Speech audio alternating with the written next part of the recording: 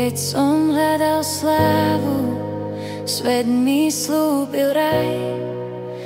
Ferrari, ženy, úspech, no v duši bol len chlad.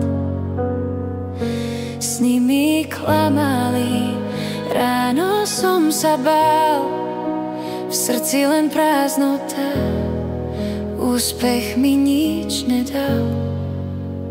Čítal som múdre knihy, hľadal som pravdu, ale každým dňom som strácal nádej, strácal silu. Až tichý hlas vo mne zažiaril ako plameň. Syn Boží je cesta, život, pravda, amen. Len Ty, Syn Boží, si môj pokoj, môj cieľ. Biblia je svetlo, nefalošný cieľ. Nechcem viac klamstva, nechcem viac tmu.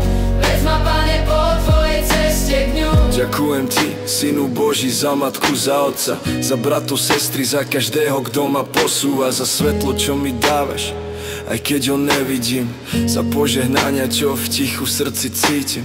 Bez Teba som prázdny, len chodiaca smrť. Daj mi nové srdce, nový duch, novú zem. Nauč nás odpúšťať tak, ako Ty nám. Nauč nás milovať nielen slovami, ale skutkami. Znič prosím cesty, čo ničia našu dušu. Pomôž nám poraziť závislosti, čo nás dusia. Daj nám vieru, čo horí, múdrosť, čo vedie.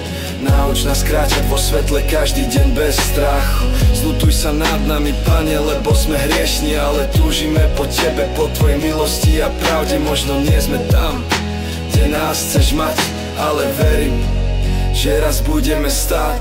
Zanechaj starý život, povedz Bohu áno.